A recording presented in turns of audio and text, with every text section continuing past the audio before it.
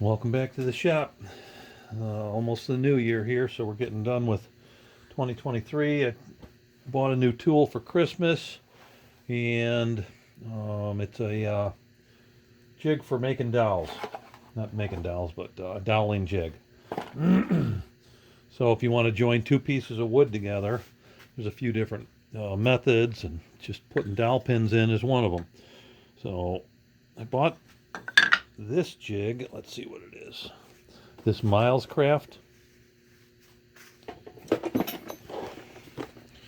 doweling jig, and I'm telling you what, I think it's a total pain in the butt.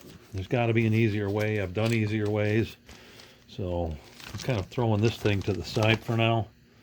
I don't I don't like it. It's too hard. So this style I'm used to.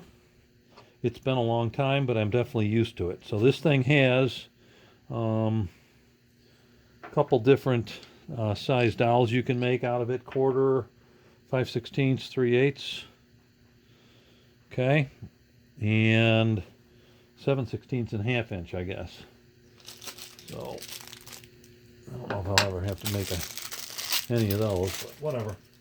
So I don't know where the ½ inch one is. There it is.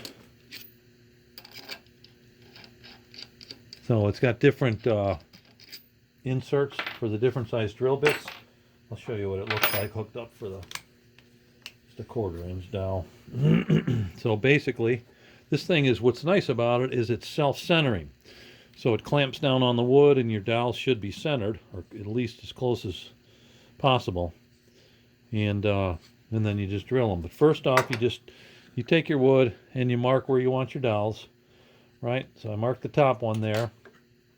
You put your mark, pick a board, and put your mark on the corresponding mark in there. You can see that lined up with your pin.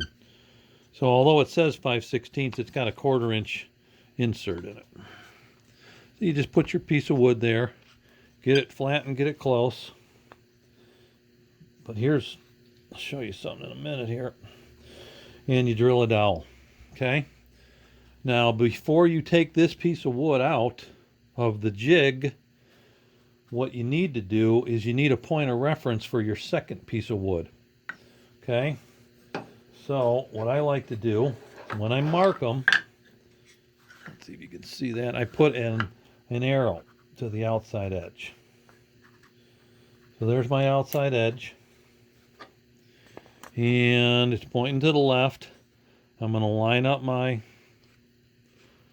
line there on the jig and on my wood, okay? Now this is my reference point right here. What I need to do is figure out this one aspect of this thing that makes it super accurate, is I need to stop there. So when my next piece of wood goes in, this reference point, it doesn't change any. So I don't even have to line up the lines, because if I line it up this way and it's off a little bit, and the next piece that I put in is off a little bit more, it throws your whole joint off. So I'm just going to use this as I bump this clamp up against the edge of the wood. Okay, now the clamp's not the best. I'm going to have to figure something else out, but the clamp's not the best thing to use because it moves. But if you do it lightly, it's not going to move.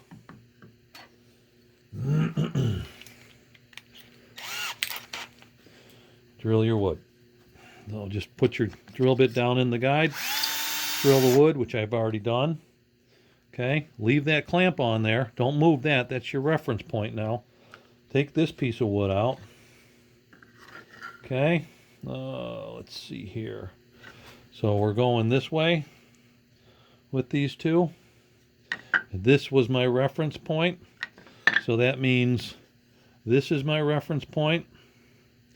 Okay, but what I have to do in order to do this right is line up.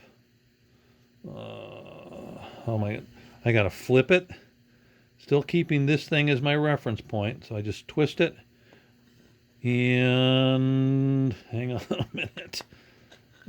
That's my reference point. Twist it. Yeah, twist it. bump it against my clamp, tighten this thing down on here. Now I go back to drilling on that one they've already done. I drill that out, you unclamp it, find yourself your dowel pin, dowel rod, put it in there. Again, reference points are out, lines up, and it's flush here. Okay. Now the only other difference that can be messed up is if that thing's not exactly centered, you'll get a bump here. But it's pretty good. I really don't feel anything there. It's just a touch, but it could be the wood just being warped a little bit or something. But so with this thing, it's a good tool, right? This thing works great, self-centering. I can do 1/4 inch, 3/8. I can do them all. It's heavy, and it needs some kind of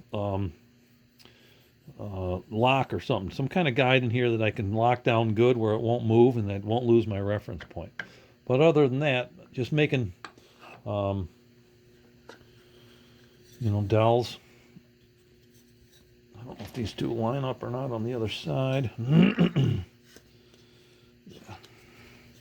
Yeah, it's not bad. But I did this without a reference point, and you can feel that without that clamp being on there. So, but just basically making dowel joints with it. Sorry. And that's one of the tools I bought for Christmas. All right. Hope you liked it, and talk to you later.